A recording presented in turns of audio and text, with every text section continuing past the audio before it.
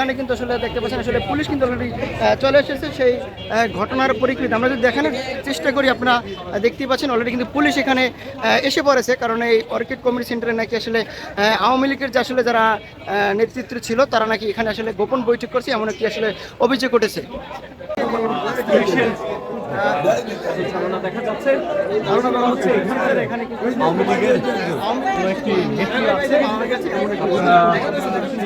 সরাসরি দেখানোর চেষ্টা করছি। সন্দেহবশত একটা এনজিও নাম ধারণ করে কিছু আওয়ামী লীগের পন্থীরা এখানে বিশৃঙ্খলা করার চেষ্টা করতেছে এবং ওনারা প্ল্যান প্রোগ্রাম করতেছে কিভাবে বিশৃঙ্খলা যায়, ভবিষ্যতে কিভাবে ওনারা বিশৃঙ্খলা করতে পারবে। আমাদের দেশকে যাতে আমরা যেভাবে এগিয়ে নিয়ে যাওয়ার চেষ্টা করতেছি, ওনারা সেটা বেচতে দেওয়ার চেষ্টা করার এই প্ল্যান প্রোগ্রাম ওনারা করতেছে। আমরা তো এটা বৈষম্য বিরোধী ছাত্র আন্দোলনে আমরা যারা স্টুডেন্ট আহত হয়েছি, নিহত হয়েছি, অনেকেই শহীদ ভাইয়ের রক্ত দিয়েছে, ওনাদের রক্তর বিনিময় হইলেও তো আমরা তাদের প্ল্যান প্রোগ্রাম আমরা সুষ্ঠুভাবে সম্পন্ন করতে দিব না। আমরা যতদিন পর্যন্ত না বেঁচে আছি, আমাদের শহীদ ভাইদের রক্তের বিনিময়ে আমরা অর্জিত স্বাধীনতা আমরা এভাবে নষ্ট হতে দিতে পারি না।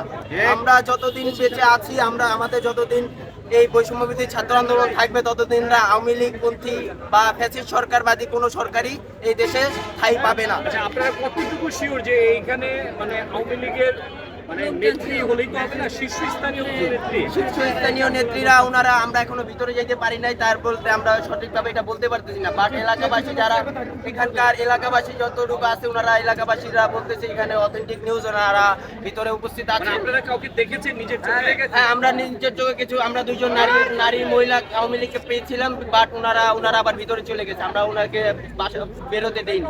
এখন আপনারা এলাকাবাসী যারা আছেন, আপনারা কি চাচ্ছেন? আমরা এলাকাবাসী যাচ্ছে ওনাদের আইনের আয়ত্তা দিয়ে দিব। আচ্ছা, সেক্ষেত্রে আপনারা সকলে একত্রে জড়ো হয়েছে। আচ্ছা, আপনাদের পরিচয়টা যদি একটু দিন। আমরা বৈষম্য বিরোধী ছাত্র আন্দোলন মিরপুর জোনের পক্ষ থেকে। আমরা যতটুকু দেখতে পেলাম যে কিছুক্ষণ আগে একটি মহিলা এসেছিলেন এখানে। উনি একজন আওয়ামী লীগ পন্থী ছিলেন, ওনাকে এখান থেকে বের করে দেওয়ার চেষ্টা করা হয়েছিল, কিন্তু আমরা এটাকে সফল হতে দিইনি। আমরা ওনাকে বাধা দিই। কতটুকু অবদান ছিল এই যে ছাত্র আন্দোলন হলো, উনি নারী কর্মী হিসেবে আপনারা ওনার কতটুকু অবদান দেখেছিলেন যে ছাত্রদের বিপক্ষে? আমরা ওনাকে যে চিনি না, এলাকাবাসী ওনাকে বলছে উনি আওয়ামী লীগ। আমরা তো সবাইকে ফেস চিনে রাখিনি, বা কে কি করছে, কতটুকু অবদান রেখেছে আমাদের বিপক্ষে, আমরা তো এগুলো পর্যবেক্ষণ করে রাখি। কি চাচ্ছেন? আমরা এখন চাচ্ছি একটা আওয়ামী লীগ আমাদের এই বাংলার মাটিতে থাকতে পারবে না। আচ্ছা, এখন ওনাকে ধরে মানে আপনারা পদক্ষেপটা কি নেবেন? আমরা ওনাকে ধরে আইনের আয়ত্তে ধরব, আইনের ওনার বিরুদ্ধে স্টেপ নেব। মানে আসলে আপনারা মানে যে ঘটনাটি জানতে পেরেছেন যে এখানে একটা অর্কিড শপিং কমিউনিটি সেন্টারে এখানে মানে মহিলা লীগ ওনারা গোপন বৈঠক বা গোপন প্রোগ্রাম করছে। তার জন্য আমরা দুইজনকে এখানে আটক করেছিলাম, বাট ওনারা সঠিকভাবে বলতেই পারতেছেন এখানে কিসের এনজিওর কাজ চলতেছে। ওনারা এনজিওর মাধ্যমে আসছে, কিন্তু কি এনজিও কাজ করে ওনারা নিজেরাই বলতে পারেন।